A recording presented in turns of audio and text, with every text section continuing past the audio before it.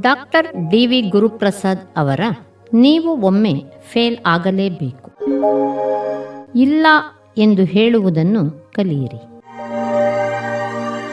ನಮ್ಮ ಸುತ್ತಮುತ್ತಲೂ ಇರುವ ಹಲವಾರು ಜನರು ಸದಾಕಾಲವೂ ಇನ್ನೊಬ್ಬರ ಮನಸ್ಸನ್ನು ಗೆಲ್ಲಬೇಕು, ಇನ್ನೊಬ್ಬರನ್ನು ಖುಷಿಪಡಿಸಬೇಕು ಎನ್ನುವುದರಲ್ಲೇ ಬಹಳಷ್ಟು ಕಾಲವನ್ನು ಕಳೆಯುವುದನ್ನು ನಾವು ನೋಡಿದ್ದೇವೆ.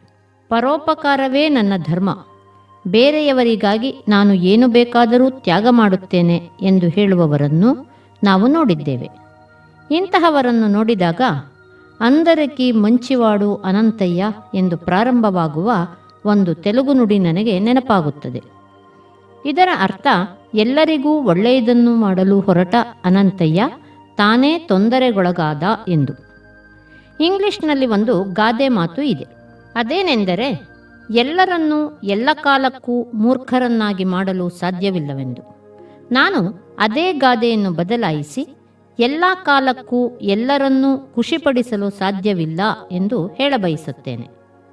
ಇನ್ನೊಬ್ಬರ ಸಹಾಯವನ್ನು ಕೇಳುವುದು ಮನುಷ್ಯ ಧರ್ಮ.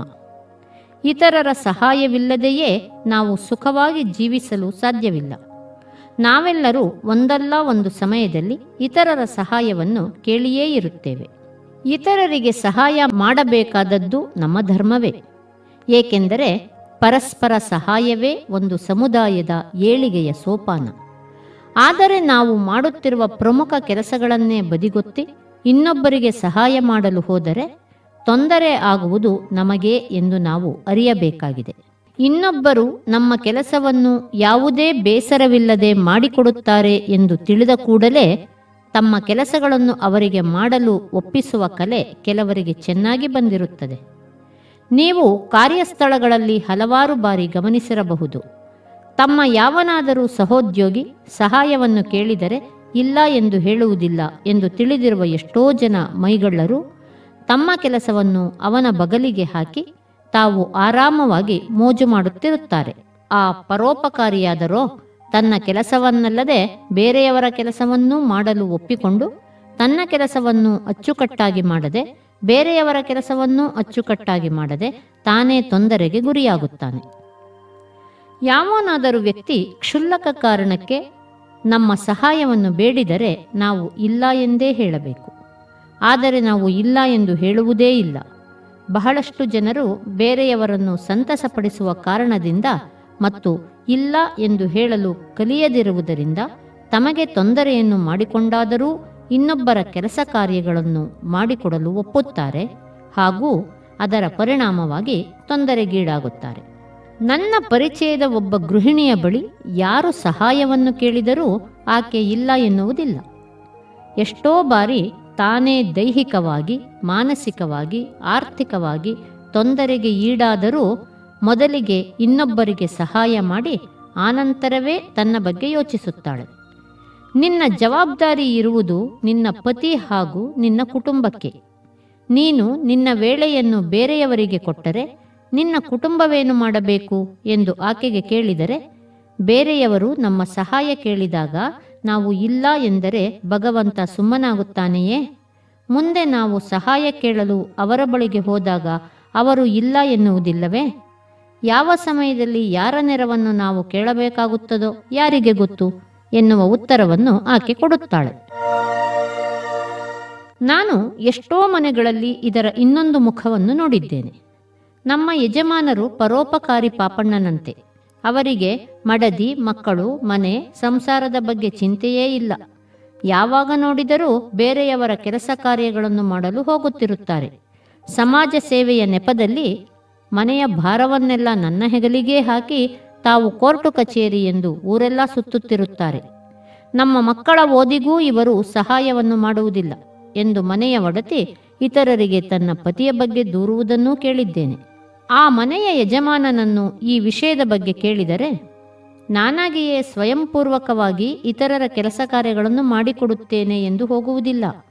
ಆದರೆ ಅವರೇ ನನ್ನಲ್ಲಿಗೆ ಬಂದು ನನ್ನ ಸಹಾಯವನ್ನು ಕೇಳಿದಾಗ ಇಲ್ಲ ಎಂದು ಹೇಗೆ ಹೇಳುವುದು ಎಂದು ಉತ್ತರಿಸುತ್ತಾರೆ. ನಿಮ್ಮ ಕುಟುಂಬದ ಲಾಲನೆ ಪೋಷಣೆಯನ್ನು ಇತರರು ಬಂದು ಮಾಡುತ್ತಾರೆಯೇ ಎಂದು ಪ್ರಶ್ನಿಸಿದರೆ ಅವರು ದೇಶಾವರಿನಗೆ ಬೀರುತ್ತಾರೆ. ನೀವು ಚುನಾವಣೆಗೆ ನಿಲ್ಲುವ ಉದ್ದೇಶದಿಂದ ಇತರರ ಕೆಲಸವನ್ನು ಮಾಡಿಕೊಡುತ್ತಿರುವಿರಾ ಎಂದಾಗಲೂ ಇಲ್ಲ ಎನ್ನುತ್ತಾರೆ. ಇನ್ನೊಬ್ಬರಿಗೆ ಸಹಾಯ ಮಾಡಬೇಡಿ ಎಂದು ನಾನು ಪ್ರತಿಪಾದನೆ ಮಾಡುತ್ತಿಲ್ಲ. ಖಂಡಿತವಾಗಿ ಬೇರೆಯವರಿಗೆ ಸಹಾಯ ಮಾಡಿ. ಪರರಿಗೆ ಉಪಕಾರವನ್ನು ಮಾಡಬೇಕಾದ್ದು ನಮ್ಮ ಧರ್ಮ. ಇನ್ನೊಬ್ಬರು ನಮ್ಮನ್ನು ಕೇಳುವ ಸಹಾಯ ಎಂತಹುದು, ಆ ಸಂದರ್ಭ ಯಾವುದು ಎಂದು ಪರಿಗಣಿಸಿ ನಾವು ನಮ್ಮ ಪ್ರಮುಖ ಕೆಲಸಗಳನ್ನು ಬಿಟ್ಟು ಅವರ ಸಹಾಯಕ್ಕೆ ಹೋಗಬೇಕೋ ಬೇಡವೋ ಎನ್ನುವುದನ್ನು ನಿರ್ಧರಿಸಬೇಕಾಗುತ್ತದೆ. ಉದಾಹರಣೆಗೆ, ಯಾರಾದರೂ ರಸ್ತೆ ಅಪಘಾತಕ್ಕೆ ಸಿಲುಕಿ ನರಳುತ್ತಿರುವುದನ್ನು ಕಂಡಾಗ ನಾವು ಎಂತಹ ಮುಖ್ಯ ಕೆಲಸವನ್ನೇ ಮಾಡುತ್ತಿರಲಿ ಅವನ್ನೆಲ್ಲ ಬದಿಗೊತ್ತಿ ಗಾಯಗೊಂಡ ವ್ಯಕ್ತಿಯ ಸಹಾಯಕ್ಕೆ ಧಾವಿಸಬೇಕು. ಬೇರೊಬ್ಬರ ಪ್ರಾಣಹಾನಿ, ಮಾನಹಾನಿ, ಧನಹಾನಿ ಮುಂತಾದ ತುರ್ತು ಸನ್ನಿವೇಶಗಳು ಇಲ್ಲದಿರುವಂತಹ ಪರಿಸ್ಥಿತಿಯಲ್ಲಿ ನಾವು ನಮ್ಮ ಕೆಲಸವನ್ನು ಬಿಟ್ಟು ಅವರ ಕೆಲಸವನ್ನು ಮಾಡಿಕೊಡಲು ಹೊರಟರೆ ನಮ್ಮ ಕೆಲಸವನ್ನು ಮಾಡುವವರು ಯಾರು? ನಮ್ಮಲ್ಲಿ ಪ್ರತಿಯೊಬ್ಬರಿಗೂ ಒಂದು ಖಾಸಗಿ ಜೀವನ ಎನ್ನುವುದು ಇದೆ. ಆ ಖಾಸಗಿ ಜೀವನವು ಸುಖಕರವಾಗಿ ಇರಬೇಕಾದರೆ ನಾವು ಇಲ್ಲ ಎನ್ನುವುದನ್ನು ಕಲಿಯಲೇಬೇಕು. ನಾವೆಲ್ಲರೂ ನಮ್ಮ ವೇಳೆಯನ್ನು ನಮಗೋಸ್ಕರವಾಗಿ ಮೊದಲಿಗೆ ಮುಡುಪಾಗಿರಬೇಕಾದ್ದು ಅತಿ ಅವಶ್ಯ. ಇಲ್ಲ ಎನ್ನುವ ಕಾರಣಕ್ಕಾಗಿ ಕೆಲವು ಬಾರಿ ನಾವು ಇತರರಿಂದ ನಿಷ್ಠುರತೆಯನ್ನು ಕಟ್ಟಿಕೊಳ್ಳಬೇಕಾಗುವುದು ಸಹಜ. ನಾನು ಚಿಕ್ಕಂದಿನಿಂದಲೂ ಇಲ್ಲ ಎಂದು ಹೇಳುವುದನ್ನು ಕಲಿತಿದ್ದೇನೆ. ಇದೇ ಕಾರಣದಿಂದಲೇ ಎಷ್ಟೋ ಜನ ತುರ್ತು ಕಾರಣವಿಲ್ಲದಿದ್ದರೆ ನನ್ನ ಬಳಿ ಸಹಾಯವನ್ನು ಯಾಚಿಸಲು ಬರುವುದೇ ಇಲ್ಲ. ನಿಮ್ಮ ನಿಷ್ಠುರ ವ್ಯಕ್ತಿತ್ವದ ಫಲವಾಗಿ ನೀವು ಜನಪ್ರಿಯರಾಗಿಲ್ಲ ಎಂದು ನನ್ನ ಬಹಳಷ್ಟು ಗೆಳೆಯರು ಹೇಳುತ್ತಾರೆ. ನಾನು ಚುನಾವಣೆಯಲ್ಲಿ ಸ್ಪರ್ಧಿಸಲು ಹೋಗುತ್ತಿಲ್ಲವಾದ್ದರಿಂದ ನನಗೆ ಜನಪ್ರಿಯತೆ ಬೇಡ ಎಂದು ನಾನು ಅವರಿಗೆ ಉತ್ತರಿಸುತ್ತೇನೆ. ಎಲ್ಲರ ಕೆಲಸವನ್ನು ಮಾಡಿಕೊಡುವವರು ಸದಾಕಾಲವೂ ಜನಾನುರಾಗಿಗಳಾಗಿಯೇ ಇರುತ್ತಾರೆ ಎನ್ನುವ ಗ್ಯಾರಂಟಿಯೂ ಇಲ್ಲ. 10 ಕೆಲಸಗಳನ್ನು ಮಾಡಿಕೊಟ್ಟು ಒಂದನ್ನು ಮಾಡಿಕೊಡದೇ ಹೋದರೆ ಅವರು ದೂರುಗಳಿಗೆ ಒಳಗಾಗುತ್ತಾರೆ. ಇನ್ನೊಬ್ಬರ ಜತೆ ನಿಷ್ಠುರವನ್ನು ಕಟ್ಟಿಕೊಳ್ಳಬಾರದು. ಹೀಗಾಗಿ ಯಾರು ಏನೇ ಕೇಳಿದರೂ ಅವರ ಸಹಾಯ ಮಾಡಬೇಕು ಎನ್ನುವ ಮನೋಭಾವವಿರುವವರು ಸುಖಕ್ಕಿಂತ ದುಃಖವನ್ನು ಅನುಭವಿಸುವುದೇ ಜಾಸ್ತಿ ಎನ್ನುವುದು ನನ್ನ ಅಭಿಪ್ರಾಯ.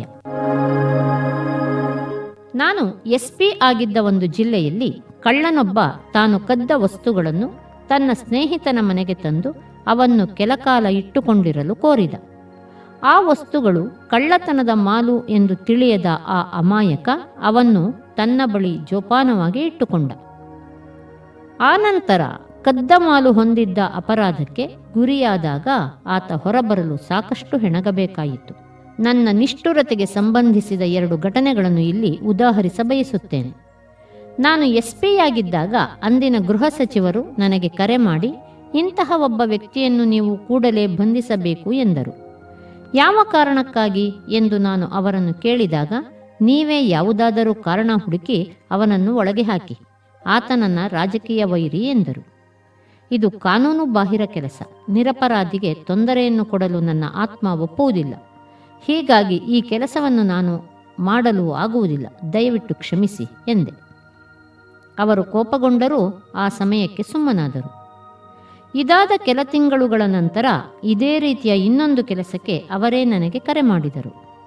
ಆ ಕೆಲಸ ಕೂಡ ಕಾನೂನು ಬಾಹಿರವಾದ್ದರಿಂದ ಅದನ್ನು ಸಹ ನಾನು ಮಾಡಲು ಆಗುವುದಿಲ್ಲ ಎಂದು ಹೇಳಿದಾಗ, ಏನ್ರಿ ಇಷ್ಟು ಧಿಮಾಕ್ ನಿಮಗೆ? ಮಾಮೂಲಿ SP ಆದ ನೀವು ಒಬ್ಬ ಗೃಹ ಸಚಿವರ ಮಾತುಗಳಿಗೆ ಕವಡೆ ಕಿಮ್ಮತ್ತನ್ನು ಕೊಡುತ್ತಿಲ್ಲವಲ್ಲ ಎಂದರು. ನಾನು ವಿನಮ್ರನಾಗಿ, ತಾವು ಏನು ಮಾಡಬೇಕೆಂದು ಹೇಳುತ್ತೀರೋ ಅದನ್ನು ಲಿಖಿತ ರೂಪದಲ್ಲಿ ಕೊಡಿ, ಆನಂತರ ಪರಿಶೀಲಿಸುತ್ತೇನೆ ಎಂದೆ. ನಿಮಗೆ ಹಿರಿಯರ ಆದೇಶವನ್ನು ಧಿಕ್ಕಾರ ಮಾಡುವ ಪರಿಪಾಠವಿದೆ ಎಂದು ಕಾಣುತ್ತದೆ. ನಿಮ್ಮನ್ನು ಹೇಗೆ ನೋಡಿಕೊಳ್ಳಬೇಕೋ ನನಗೆ ಗೊತ್ತಿದೆ ಎಂದು ಗದರಿದರು. ಆಗ ನಾನು, ಸ್ವಾಮಿ, ಈ ದೇಶಕ್ಕೆ ಎಮರ್ಜೆನ್ಸಿ ಬಂದ ಕಾಲದಲ್ಲಿ ಅಂದಿನ ಸಚಿವರು ಆದೇಶಿಸಿದ ಹಲವಾರು ಕಾನೂನು ಬಾಹಿರ ಕೆಲಸಗಳನ್ನು ಮಾಡಿದ ಹಿರಿಯ ಅಧಿಕಾರಿಗಳು ಯಾವ ರೀತಿ ತೊಂದರೆಗೊಳಗಾದರು ಎನ್ನುವುದನ್ನು ನಾನು ಕಣ್ಣಾರೆ ಕಂಡಿರುವೆ. ಅಬ್ಬಬ್ಬಾ ಎಂದರೆ ನೀವು ನನ್ನನ್ನು ಇಲ್ಲಿಂದ ವರ್ಗಾವಣೆ ಮಾಡುವಿರಿ ತಾನೆ? ಅದಕ್ಕೆ ನಾನು ಸಿದ್ಧನಾಗಿದ್ದೇನೆ ಎಂದೆ. ಅವರಿಗೆ ನನ್ನ ಮಾತುಗಳು ಇಷ್ಟವಾಗಲಿಲ್ಲ. ಕೂಡಲೇ ನನ್ನನ್ನು ಆ ಜಿಲ್ಲೆಯಿಂದ ವರ್ಗ ಮಾಡಲಾಯಿತು. ನೀವೇ ಯೋಚನೆ ಮಾಡಿ ನೋಡಿ, ಯಾರಾದರೂ ಅಮಾಯಕ ವ್ಯಕ್ತಿಯೊಬ್ಬನಿಗೆ ತೊಂದರೆ ಕೊಡು, ಇನ್ನೊಬ್ಬರ ಮನೆಗೆ ಕನ್ನ ಹಾಕಲು ಸಹಾಯ ಮಾಡು ಎಂದರೆ ನಿಮ್ಮ ಆತ್ಮ ಪ್ರತಿಭಟಿಸುವುದಿಲ್ಲವೇ? ಆಗ ನೀವು ಇಲ್ಲ ಎಂದು ಹೇಳುವುದಿಲ್ಲವೇ? ಇದೇ ಕಾರಣದಿಂದಲೇ ಯಾವ ಕೆಲಸವನ್ನು ಮಾಡಲು ನಮ್ಮ ಮನಸ್ಸು ಒಪ್ಪುವುದಿಲ್ಲವೋ ಅವನ್ನು ಮಾಡಲು ಹೋಗಲೇಬಾರದು. ಸಹಾಯ ಕೇಳಿಕೊಂಡು ಬಂದು ನಮಗೆ ಟೋಪಿ ಹಾಕುವ ಹಲವಾರು ಜನರನ್ನು ನಾವು ನೋಡಿಲ್ಲವೇ? ಪತ್ನಿಯನ್ನು ಆಸ್ಪತ್ರೆಗೆ ಸೇರಿಸಿದ್ದೇನೆ, ಅವರ ಟ್ರೀಟ್ಮೆಂಟ್ಗೆ ಹಣವಿಲ್ಲ, ನಮ್ಮ ಮಕ್ಕಳ ಫೀಸ್ ಕಟ್ಟಲು ಹಣವಿಲ್ಲ, ದಯವಿಟ್ಟು ಸಹಾಯ ಮಾಡಿ ಎಂದು ಹಲವಾರು ರೀತಿಯ ನಾಟಕಗಳನ್ನಾಡಿ ಸಾರ್ವಜನಿಕರ ಹಣ ಕಸಿದಿರುವ ಹಲವಾರು ಮೋಸಗಾರರನ್ನು ನಾನೇ ಅರೆಸ್ಟ್ ಮಾಡಿಸಿದ್ದೇನೆ. ಯಾರು ನೋ ಎಂದು ಹೇಳಲಾರರೋ ಅವರು ಖಂಡಿತವಾಗಿಯೂ ತೊಂದರೆಗೆ ಸಿಲುಕುತ್ತಾರೆ. ಅಂತಹವರ ಒಳ್ಳೆಯ ಗುಣವನ್ನು ಹಲವಾರು ಜನರು ದುರುಪಯೋಗ ಪಡಿಸಿಕೊಳ್ಳುತ್ತಾರೆ. ಬೇರೊಬ್ಬರು ನಮ್ಮ ಒಳ್ಳೆಯತನದ ದುರುಪಯೋಗ ಮಾಡಿಕೊಳ್ಳುವ ಅವಕಾಶವನ್ನು ಮಾಡಿಕೊಟ್ಟರೆ ನಮಗೆ ತೊಂದರೆ ಬರುವುದು ನಿಶ್ಚಿತ. ನಾನು ನಿಷ್ಠುರವಾದರೂ ಪರವಾಗಿಲ್ಲ, ನಾನು ನಂಬಿರುವ ಕೆಲವು ವಿಷಯಗಳ ಬಗ್ಗೆ ನಾನು ಯಾವ ಕಾರಣಕ್ಕೂ ರಾಜಿ ಮಾಡಿಕೊಳ್ಳುವುದಿಲ್ಲ ಎಂದು ನಾವು ಮೊದಲೇ ತೀರ್ಮಾನಿಸಿಕೊಂಡರೆ ನೋ ಎಂದು ಹೇಳುವುದು ಸುಲಭವಾಗುತ್ತದೆ. ಎಲ್ಲರಿಗೂ ನಾನು ಖುಷಿಯನ್ನು ಕೊಡುತ್ತೇನೆ ಎಂದು ಹೇಳುವವನು ತಾನೂ ಖುಷಿಪಡುವುದಿಲ್ಲ, ಇತರರನ್ನು ಖುಷಿಪಡಿಸಲು ಬರುವುದಿಲ್ಲ. ಹೀಗಾಗಿ ಯಾರಾದರೂ ನಮ್ಮನ್ನು ತಮ್ಮ ಸಹಾಯಕ್ಕಾಗಿ ಕರೆದರೆ ನಾವು ಕೋರುವ ಸಹಾಯವನ್ನು ನಾವು ನಮಗೇ ತೊಂದರೆ ಕೊಟ್ಟುಕೊಳ್ಳದೆ ಮಾಡಲು ಸಾಧ್ಯವಾದರೆ ಅಂತಹ ಕೆಲಸವನ್ನು ಖಂಡಿತವಾಗಿ ಮಾಡೋಣ. ಆದರೆ ಅವರು ಕೋರುವ ಸಹಾಯ ನಾವು ನಂಬಿರುವಂತಹ ನಂಬಿಕೆಗಳಿಗೆ ವಿರುದ್ಧವಾಗಿರದಿದ್ದರೆ ನಾವು ನೋ ಎನ್ನೋಣ. ಆದರೆ ಅವರು ಕೋರುವ ಸಹಾಯ ನಾವು ನಂಬಿರುವಂತಹ ನಂಬಿಕೆಗಳಿಗೆ ವಿರುದ್ಧವಾಗಿದ್ದರೆ ನಾವು ನೋ ಎನ್ನೋಣ. ನೋ ಎಂದು ಯಾರು ಹೇಳುವುದನ್ನು ಕಲಿಯುವುದಿಲ್ಲವೋ ಅವರನ್ನು ಇತರರು ತುಳಿಯುತ್ತಾರೆ. ನಾವು ಬೇರೆಯವರಿಂದ ತುಳಿತಕ್ಕೆ ಒಳಗಾಗದಿರಬೇಕಾದರೆ ನೋ ಅನ್ನುವುದನ್ನು ಕಲಿಯಲೇಬೇಕು. ವಿಶ್ವದ ಎಲ್ಲ ಯಶಸ್ವಿ ಜನರು ನೋ ಎನ್ನುವುದನ್ನು ಕಲಿತಿರುವುದರಿಂದಲೇ ಯಶಸ್ಸು ಕಂಡಿದ್ದಾರೆ. ಮೂಢನಂಬಿಕೆ. ಕಾಶಿಯಲ್ಲಿದ್ದ ಒಬ್ಬ ವ್ಯಕ್ತಿ ತಾನು ಪ್ರತಿದಿನವೂ ಕಷ್ಟಪಟ್ಟು ಸಂಪಾದಿಸುತ್ತಿದ್ದ ಹಣದಲ್ಲಿ ಸ್ವಲ್ಪ ಹಣವನ್ನು ಒಂದು ತಾಮ್ರದ ಪಾತ್ರೆಯಲ್ಲಿ ಕೂಡಿಡುತ್ತಿದ್ದ.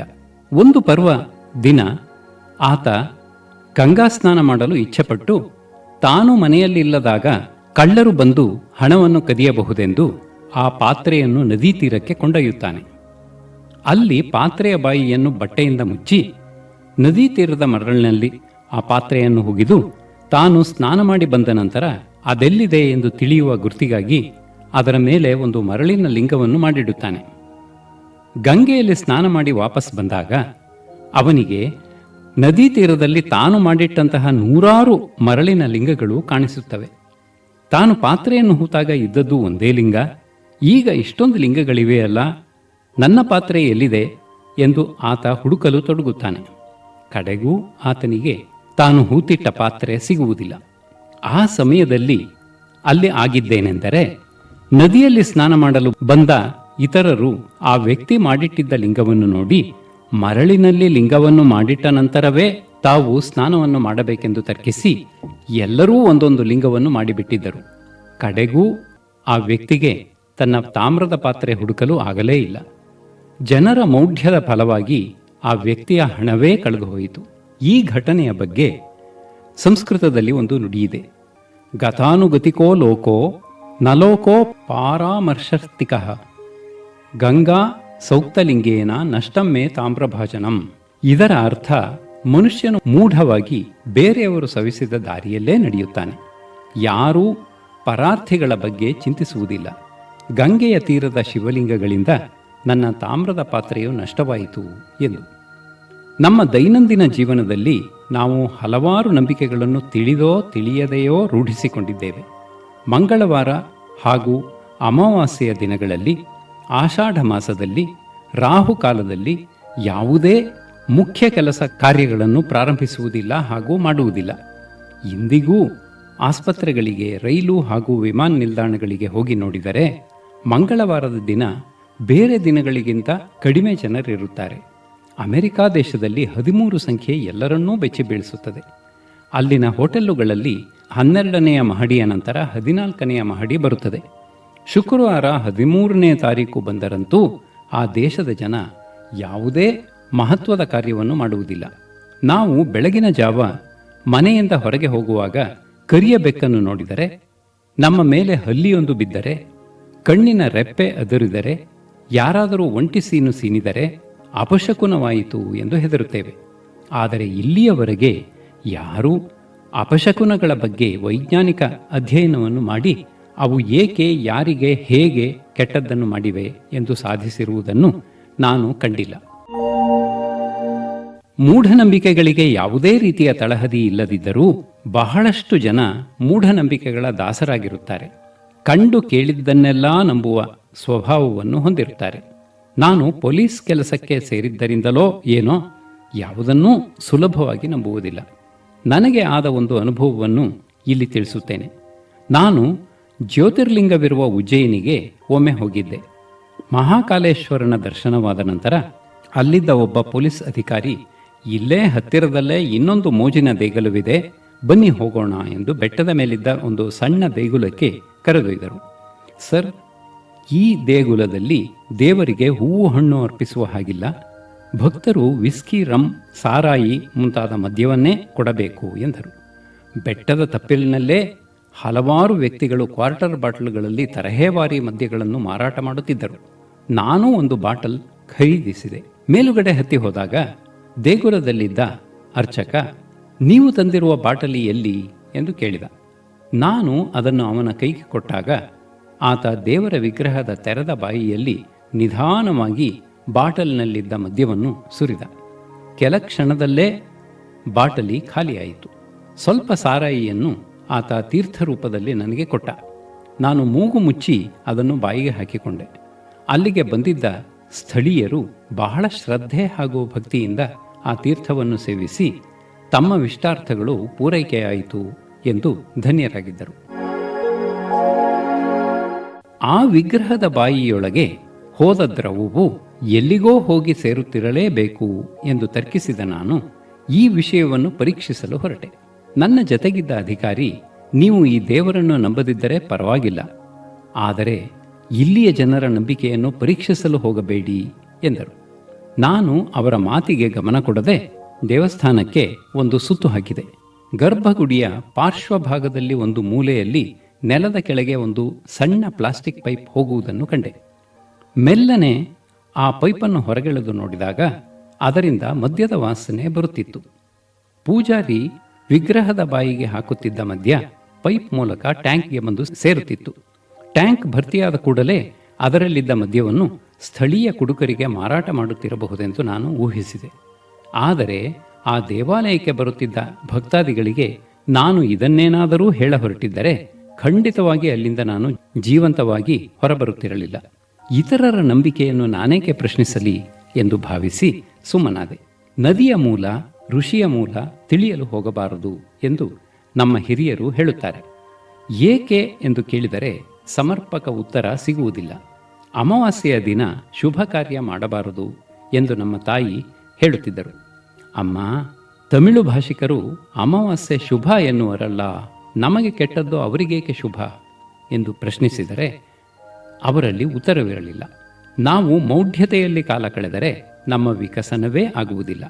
ಪ್ರತ್ಯಕ್ಷವಾದರೂ ಪರಾಮರ್ಶಿಸಿ ನೋಡಬೇಕು ಎಂದು ಅವರಿಗೆ ಹೇಳಿದರೆ ನಮ್ಮ ಹಿರಿಯರು ಮಾಡಿಕೊಂಡ ಸಂಪ್ರದಾಯವನ್ನು ನಾನು ಮುಂದುವರಿಸುತ್ತಿದ್ದೇನೆ, ನಿನ್ನ ತಲೆಹರಟೆ ಮಾತುಗಳನ್ನು ಕೇಳಲು ನನಗಿಷ್ಟವಿಲ್ಲ ಎನ್ನುತ್ತಾರೆ. ಬಹಳ ಜನರು ತಾವು ಏಕೆ ಕೆಲವು ವಿಚಾರಗಳನ್ನು ನಂಬುತ್ತೇವೆ ಎಂದು ಹೇಳುವುದಿಲ್ಲ. ಕೆಲವರು 9 ಸಂಖ್ಯೆ ಇದ್ದರೆ ನಮಗೆ ಅದೃಷ್ಟ ಒಲಿಯುತ್ತದೆ ಎನ್ನುತ್ತಾರೆ. ಇನ್ನು ಕೆಲವರು ತಮ್ಮ ಬೆರಳುಗಳಿಗೆ ನಿರ್ದಿಷ್ಟ ಹರಳುಗಳ ಉಂಗುರವನ್ನು ಧರಿಸುತ್ತಾರೆ. ಇನ್ನೂ ಕೆಲವರು ದಾರಗಳು, ತಾಯಿತಗಳು, ಲಾಕೆಟ್ಗಳು, ಹುಲಿ ಉಗುರಗಳು ಮುಂತಾದವುಗಳನ್ನು ಮೈಮೇಲೆ ಧರಿಸುತ್ತಾರೆ. ಇಂತಹದನ್ನು ಮಾಡುವುದರಿಂದ ನಮಗೆ ಕೆಟ್ಟದು ಆಗುವುದಿಲ್ಲ, ನಮ್ಮ ಅದೃಷ್ಟವು ಒಲಿಯುತ್ತದೆ ಎಂದು ಅವರ ನಂಬಿಕೆ. ಭೂತ ಪ್ರೇತಗಳ ಬಗ್ಗೆಯೂ ಜನರಿಗೆ ಹೆದರಿಕೆ ಇದೆ. ಬೀದರ್ ಜಿಲ್ಲೆಯ ಔರಾದ್ ಪ್ರವಾಸಿ ಮಂದಿರದಲ್ಲಿ ಭೂತ ಒಂದಿದೆ ಎಂಬ ಪ್ರತೀತಿ ಇದ್ದು ಜಿಲ್ಲೆಯ ಯಾವ ಅಧಿಕಾರಿಯೂ ಅಲ್ಲಿ ತಂಗುತ್ತಿರಲಿಲ್ಲ. ನಾನು ಭೂತ ಪ್ರೇತಗಳಲ್ಲಿ ನಂಬಿಕೆ ಇಡದಿದ್ದುದರಿಂದ ಅದೇ ಐಬಿಯಲ್ಲಿ ವಾಸ್ತವ್ಯ ಮಾಡಿದೆ. ಮಧ್ಯರಾತ್ರಿಯ ಸಮಯ ಗೆಜ್ಜೆ ಶಬ್ದ ಕೇಳಿಸಿ ಯಾರೋ ಓಡಾಡಿದ ಹಾಗೆ ಆಯಿತು. ನಾನು ಹಾಸಿಗೆಯಿಂದೆದ್ದು ದೀಪ ಹಾಕಿದೆ. ಏನೂ ಕಾಣಲಿಲ್ಲ. ಹೊರಗಡೆ ಬಂದೆ. ಯಾವ ಭೂತವೂ ಕಾಣಲಿಲ್ಲ. ಮತ್ತೆ ಮಲಗಿಕೊಂಡೆ. ಬೆಳಗಾದ ನಂತರ ನನ್ನ ಚಾಲಕ ಹಾಗೂ ಇತರ ಪೊಲೀಸರು ಬಂದರು. ಸರ್, ರಾತ್ರಿ ನಿಮಗೆ ಗೆಜ್ಜೆ ಶಬ್ದ ಕೇಳಿಸಿತೆ ಎಂದರು. ಹೌದು ಎಂದೆ. ಅದೇ ಮೋಹಿನಿ ಭೂತದ್ದು ಸಾರ್, ಸದ್ಯ ಆಕೆ ನಿಮಗೇನೂ ತೊಂದರೆ ಮಾಡಲಿಲ್ಲ ಎಂದಾಗ ನಾನು ನಕ್ಕು ಸುಮ್ಮನಾದೆ. ನಾನು ಗುಲ್ಬರ್ಗಾ ಜಿಲ್ಲೆಯ SP ಆಗಿದ್ದಾಗ ಅಲ್ಲಿನ ಸುರಪುರದ ಟೈಲರ್ಸ್ ಮಂಜಿಲ್ ಅತಿಥಿ ಗೃಹದಲ್ಲಿ ಬ್ರಿಟಿಷ್ ಲೇಡಿಯ ಭೂತವಿದೆ ಎಂಬ ಪ್ರತೀತಿ ಇತ್ತು. ಒಂದು ರಾತ್ರಿ ನಾನು ಅಲ್ಲಿ ತಂಗಿದ್ದಾಗ ನನ್ನ ಕಿಟಕಿಯ ಮೂಲಕ ಬಿಳಿ ಗೌನ್ ಧರಿಸಿದ ಉದ್ದನೆಯ ಸ್ತ್ರೀ ನನ್ನ ಮಂಚದ ಬಳಿ ಬಂದು ಕೋಣೆಯಿಂದ ಒಂದು ಮೂಲೆಯಿಂದ ಕೆಳಗೆ ಇಳಿದು ಹೋದಂತೆ ಭಾಸವಾಯಿತು. ಮಾರನೇ ದಿನ ಎದ್ದು ಸ್ಥಳೀಯರನ್ನು ಈ ಕಟ್ಟಡಕ್ಕೆ ನೆಲಮಾಳಿಗೆ ಇದೆಯೇ ಎಂದು ಕೇಳಿದಾಗ ಹಿಂದೆ ಈ ಕಟ್ಟಡದಿಂದ ಹೊರಕ್ಕೆ ಹೋಗಲು ಸುರಂಗವೊಂದು ಇದ್ದಿತಂತೆ. ಆ ಸುರಂಗಕ್ಕೆ ಹೋಗಲು ಮೆಟ್ಟಲುಗಳಿವೆ. ಈಗ ಅವನ್ನು ಬಂದ್ ಮಾಡಲಾಗಿದೆ ಎಂದು ನನಗೆ ಮೆಟ್ಟಲುಗಳಿದ್ದ ಜಾಗ ತೋರಿಸಿ, ಟೈಲರ್ ಮಂಜಿಲ್ ಭೂತ ನೋಡಿದವರಲ್ಲಿ ನೀವೂ ಒಬ್ಬರಾದಿರಿ ಎಂದರು. ಮಲಗುವ ಮುನ್ನ ನಾನು ಅಲ್ಲಿದ್ದ ಭೂತದ ಬಗ್ಗೆಯೇ ಯೋಚಿಸುತ್ತಿದ್ದುದರಿಂದ ಈ ಅನುಭವವಾಯಿತು ಎನ್ನುವುದು ನನ್ನ ವ್ಯಾಖ್ಯಾನ. ನಾನು ಆ ಜಿಲ್ಲೆಗಳಲ್ಲಿ ಕಂಡ ಒಂದು ವಿಶಿಷ್ಟವೆಂದರೆ ಭಾನಾಮತಿ ಎಂದು ಕರೆಯಲಾಗುತ್ತಿದ್ದ ಮಾಟ ಮಂತ್ರದ ಬಗೆಗಿನ ದೂರುಗಳು. ಮನೆಗಳ ಮೇಲೆ ಇದ್ದಕ್ಕಿದ್ದಂತೆ ಕಲ್ಲಿನ ಮಳೆ ಸುರಿಯುವುದು, ಇದ್ದಕ್ಕಿದ್ದಂತೆ ಹುಲ್ಲಿನ ಬಣವೆಗಳು ಹೊತ್ತಿಕೊಂಡು ಉರಿಯುವುದು, ಇವೇ ಭಾನಾಮತಿಯ ಕೆಲವು ಮುಖಗಳು. ರಾತ್ರೋರಾತ್ರಿ ಉಂಟಾಗುತ್ತಿದ್ದ ಈ ಘಟನೆಗಳಿಂದ ಹೆದರುತ್ತಿದ್ದ ಸ್ಥಳೀಯರು ಇಂತಹ ಘಟನೆಗಳಾಗದಂತೆ ಭಾನಾಮತಿ ಮಾಟ ಮಂತ್ರ ಬಲ್ಲ ಮಾಂತ್ರಿಕರ ಮೊರೆ ಹೋಗುತ್ತಿದ್ದರು. ಪೊಲೀಸ್ ಠಾಣೆಗೂ ದೂರು ನೀಡುತ್ತಿದ್ದರು. ನನ್ನ ಮಟ್ಟಿಗಂತೂ ಇದು ಒಂದು ರೀತಿಯ ಮೂಢನಂಬಿಕೆ ಎಂದೇ ಆಗಿತ್ತು. ನಾನು SP ಆಗಿದ್ದಾಗ ಭಾನಾಮತಿ ಬಗ್ಗೆ ದೂರುಗಳು ಬಂದುವಾದರೂ ನಮ್ಮ ತನಿಖೆಯಲ್ಲಿ ಇವೆಲ್ಲ ಕಿಡಿಗೇಡಿಗಳು ಮಾಡಿದಂತಹ ಕೃತ್ಯ ಎಂದೇ ತಿಳಿದು ಬಂದವು. ದುರಾದೃಷ್ಟವೆಂದರೆ ಕಿಡಿಗೇಡಿಗಳು ಪತ್ತೆಯಾಗದೇ ಇದ್ದುದರಿಂದ ಜನರ ಮೂಢನಂಬಿಕೆಯನ್ನು ನಾವು ದೂರ ಮಾಡಲಾಗಲಿಲ್ಲ. ನಾನು ನ್ಯಾಷನಲ್ ಕಾಲೇಜನ್ನು ಸೇರಿದಾಗ ಅಲ್ಲಿನ ಪ್ರಿನ್ಸಿಪಾಲ್ ಡಾಕ್ಟರ್ H. ನರಸಿಂಹಯ್ಯನವರು ನನಗೆ ವೈಜ್ಞಾನಿಕವಾಗಿ ಚಿಂತಿಸುವಂತೆ ಕಲಿಸಿದರು. ವಿಚಾರವಾದಿಯಾಗಿದ್ದ ಅವರು ಮಂತ್ರತಂತ್ರಗಳು, ಚಮತ್ಕಾರಗಳನ್ನು ನಂಬದೆ ಪ್ರತಿಯೊಂದನ್ನೂ ವೈಜ್ಞಾನಿಕ ತಳಹದಿಯ ಮೇಲೆಯೇ ತುಲನೆ ಮಾಡುವಂತೆ ಕಲಿಸಿದರು.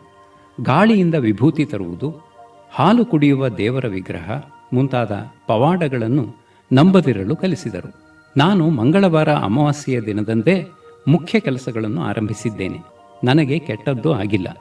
ಆದರೆ ಬೇರೆಯವರು ಇಟ್ಟಿರುವ ನಂಬಿಕೆಗಳನ್ನು ನಾನು ಪ್ರಶ್ನಿಸುವುದಿಲ್ಲ. ಅವರವರ ನಂಬಿಕೆಗಳು ಅವರವರಿಗೆ. ಪ್ರತ್ಯಕ್ಷವಾದರೂ ಪ್ರಮಾಣಿಸಿ ನೋಡಲು ನಾವು ಆರಂಭಿಸಿದರೆ ನಮ್ಮ ಜ್ಞಾನವು ವೃದ್ಧಿಯಾಗುತ್ತದೆ ಎಂಬಷ್ಟನ್ನು ಮಾತ್ರ ನಾನು ಹೇಳಬಲ್ಲೆ. ಗಂಗಾ ನದಿ ತೀರದಲ್ಲಿ ಆದಂತೆ ಇತರರು ನಡೆದ ಹಾದಿಯಲ್ಲೇ ನಡೆಯದೆ ನಾವು ತರ್ಕಬದ್ಧವಾಗಿ ವಿಚಾರವನ್ನು ಮಾಡಿ ಸೂಕ್ತ ನಿರ್ಧಾರಗಳನ್ನು ಕೈಗೊಂಡರೆ ಜೀವನದಲ್ಲಿ ಹೆಚ್ಚಿನ ಸಫಲತೆಯನ್ನು ಕಾಣುತ್ತೇವೆ.